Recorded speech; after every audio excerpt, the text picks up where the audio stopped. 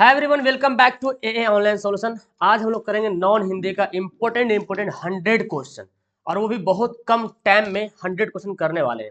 तो चलिए वीडियो को शुरू करते हैं। आप लोग अगर पहली बार चैनल पे आ रहे हो तो वीडियो अच्छी लगेगी तो लाइक जरूर कर दीजिएगा और चैनल को सब्सक्राइब कर लीजिएगा। इसी प्रकार आपको इंपॉर्टेंट वीडियो एग्जाम तक मिलते रहेगा, ठीक है ना। तो आइए शुरू करते हैं और सभी सवाल को बनाते हैं। एग्जाम में अगर आपके एग्जाम में 100 सवाल आता है तो आपको उसमें सिर्फ 50 ही सवाल बनाना है, या तो अगर अगर 60 सवाल आएगा तो भी 50 बनाना है। फिलहाल मुझे तो 100% बनाना है जी। इस वीडियो में पूरा बनाने की कोशिश करेंगे, ठीक है।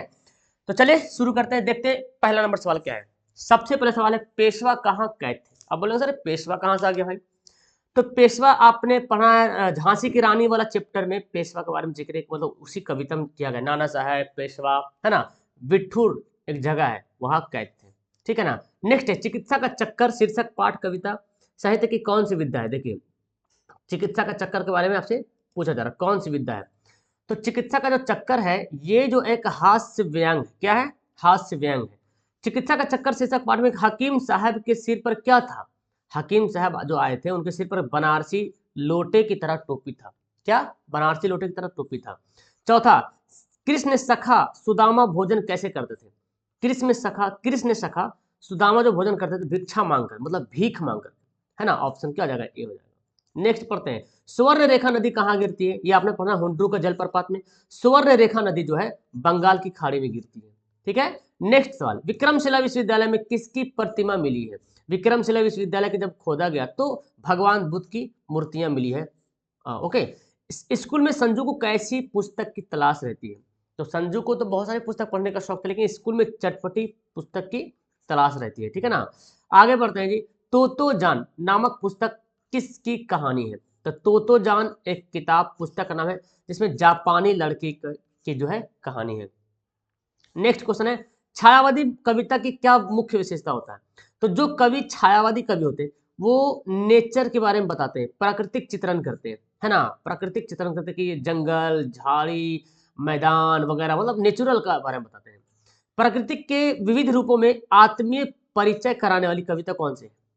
तो आपने पढ़ना है पीपल कविता, और उसमें पीपल में पढ़ोगे तो पूरा प्राकृतिक का सौंदर्य के बारे में पूरा चर्चा किया गया कविता में, है कि नहीं।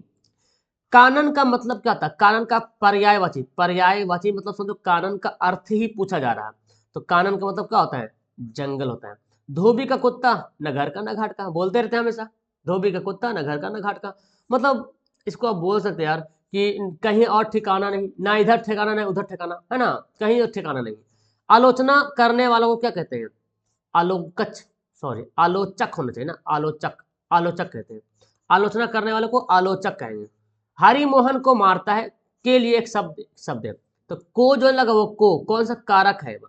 तो कर्ता ने कर्म को किसको मारता है, हरि मोहन को मारता है। तो यहाँ पे के लिए कोई ऐसा नहीं बोला, हरि मोहन को मारता है, इसके लिए एक जो शब्द है कौन सा कारक यूज किया गया है। क्वेश्चन में कुछ मिस्टेक है। नेक्स्ट, दो वर्णों के मेल से होने वाले परिवर्तन को क्या कहते हैं। जब दो वर्ण मिलता है तो जो विकार में परिवर्तन होता है उसको क्या बोलते हैं जी, उसको संधि कहते हैं, ठीक है ना। कौन खा रहा है किस सर्वनाम का उदाहरण है। सवाल पूछा जा रहा है कौन खा रहा, तो प्रश्नवाचक हो जाएगा, ठीक है। मैंने गया किस काल का उदाहरण है। तो ये तो काम हो गया ना, मैंने गया मतलब क्या हो जाएगा, भूतकाल। कवि शब्द का स्त्रीलिंग क्या होगा, बहुत अच्छा सवाल है। कवित्री, नोट कर लीजिएगा। और कैसे लिखा था ये भी देखिए, कवित्री लिखाता कैसे है। परिच्छेद का संधि विच्छेद क्या होगा, परिच्छेद। तो परिच्छेद का होगा परिजोड़ छेद, देखिए ऑप्शन नंबर डी वाला, ठीक है ना, परिजोड़ छेद। ऑप्शन नंबर डी हमारा करेक्ट आंसर हो जाएगा 19 का, डी वाला। आगे बढ़ते हैं, टिकाऊ कौन सा प्रत्यय है जो आखिरी में लगता है, आऊ आऊ, टिकाऊ। सरकारी अस्पताल के डॉक्टर किस सवारी से आए थे। तो सरकारी अस्पताल के जो डॉक्टर थे ना, इक्के नाम का सवारी, इक्के होता है यार बैलगाड़ी घोड़ा वाला नहीं रहता है, उसको बोलते हैं इक्के वाली। एक आया था वैद्य जी, पालकी पर से आए थे ना, पालकी, चिकित्सा का चक्कर वाला ये चैप्टर है, पालकी से आए थे वैद्य जी। लोगों ने किसे नहाने धोने को मना किया है, आराम करने को कहा था, बाल गोविंद भगत को। ठेस शीर्षक कहानी में कहाँ की लोक संस्कृति की का प्रभावी वर्णन है। तो ठेस शीर्षक में जो है मिथिलांचल के बारे में बताया गया, है ना, मिथिलांचल की लोक संस्कृति। मुझे अपने पिता का बदला लेना है, किसने कहा था। ये तो कहा था पद्मा ने, और पद्मा ने अपने स्त्रियों की सभी सेनाओं से कहा था यही है जो जिसने तुम्हारे भाई पिता की हत्या की थी। विवेकानंद सोसाइटी के विद्वान सन्यासियों के साथ निम्न में से कौन जाया करते थे? तो आप देखो, पंत जी, दिनकर जी, निराला जी, प्रसाद जी। तो इनमें से कौन किसके, इनमें से आपकी किताब में कौन राइटर है? तो निराला जी है ना, निराला जी जो आपकी किताब में राइटर है, मुसन्निफ है। तो हमारा आंसर क्या हो जाएगा? सी हो जाएगा, और एक्चुअल में यही आंसर होगा। तो और बहुत सा ऑप्शन ना, क्वेश्चन को ऑप्शन से छाटा जा सकता है। पंत जी, सुमित्रा नंदन पंत आपके चैप्टर में है नहीं।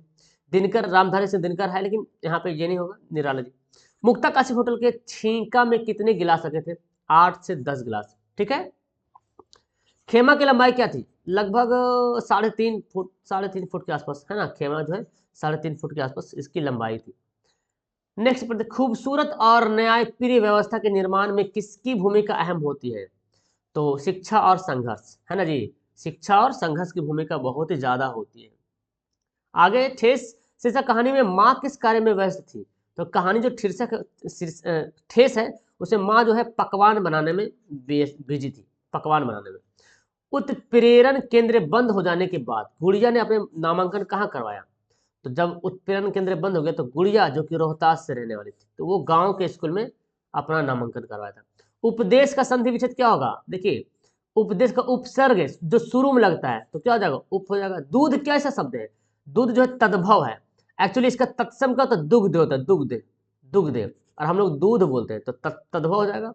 उपसर्ग वह पदवांश, पद शब्दांश है जो किसी शब्द के जोड़ा जाता है शुरू में। तो पूर्व में मतलब पहले, है ना।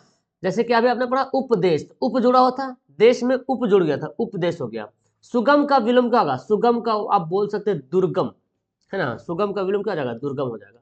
जो शाक आहार खाता है, सिंपल सी बात, जो शाक खाता है उसको शाकाहारी बोलेंगे, जो मांस खाता है मांसाहारी बोलेंगे, जो दोनों खाता है सर्वाहारी बोलेंगे। जो संज्ञा या सर्वनाम किसी की विशेषता बताए, जो संज्ञा या सर्वनाम की विशेषता बताए उसे क्या बोलेंगे? विशेषण बोलेंगे, है ना। माँ का उच्चारण स्थान क्या है? माँ, पा, फा, बा, भा, मा, मा, मा।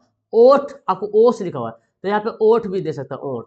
तो वही हो रहा, इसका आंसर आप डी लगा सकते हैं। ये सेंस आप पकड़े, क्योंकि तालु तो होगा नहीं, मुर्दा होगा नहीं, दंत होगा नहीं, तो क्या होगा? ओंस होगा। तो इसी से अनुमान लगा लीजिएगा। हमारा आंसर क्या हो जाएगा? ऑप्शन नंबर डी हो जाएगा। महेश नदी में डूब गया किस पदबंध का उदाहरण है? महेश नदी में डूब गया, ये क्रिया पदबंध, क्या बोलेंगे इसको? क्रिया पदबंध बोलेंगे।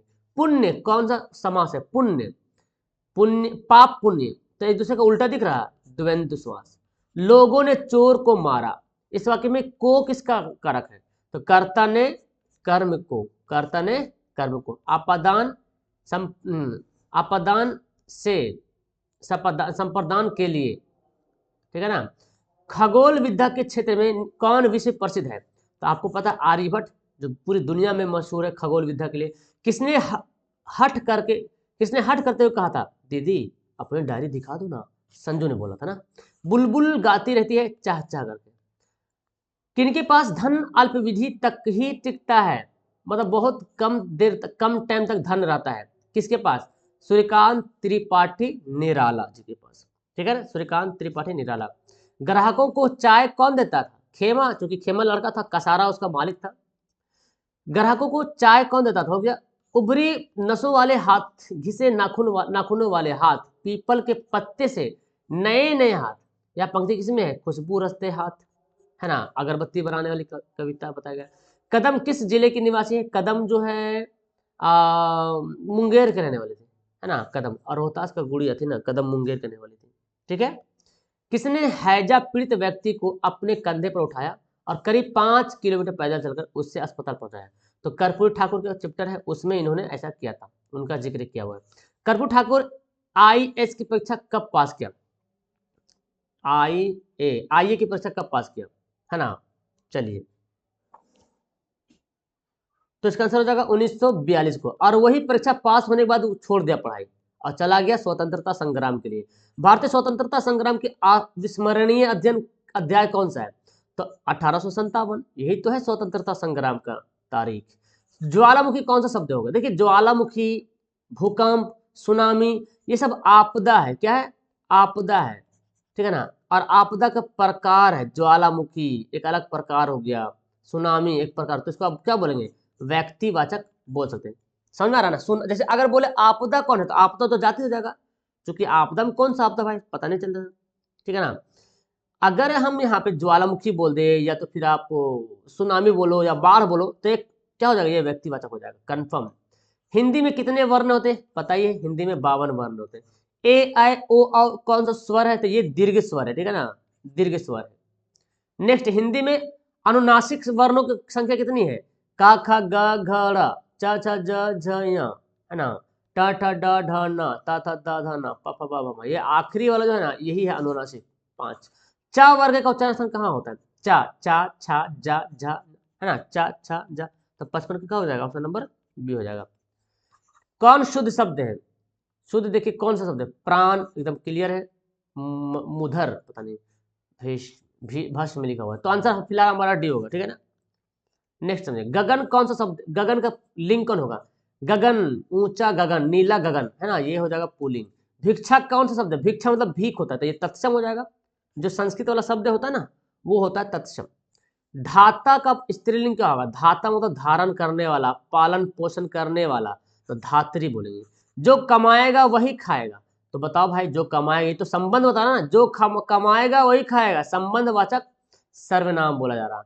राज्य स्तरीय एथलेटिक्स प्रतियोगिता में प्रतिभागी बनकर जमालपुर कौन गई थी, सोनी, है ना, तो पढ़ेंगे हौसले के उड़ान वाला चैप्टर में।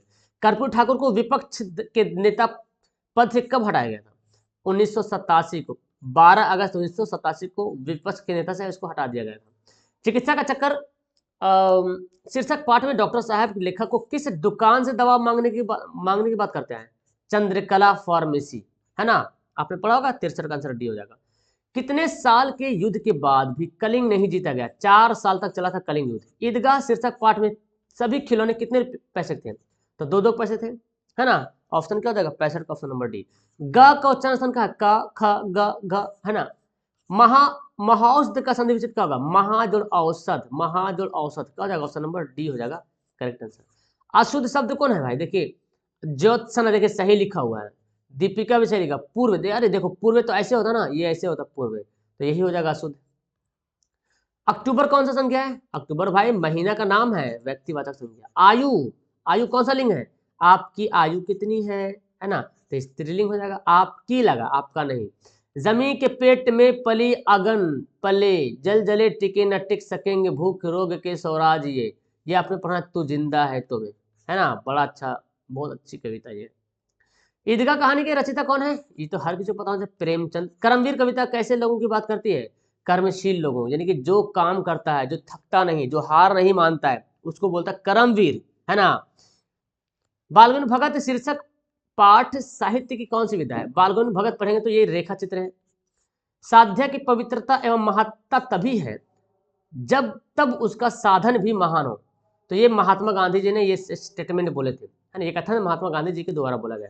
शेरचंद को लोग क्या समझते थे, बहुत ज्यादा इंपॉर्टेंट, चटोर समझते थे।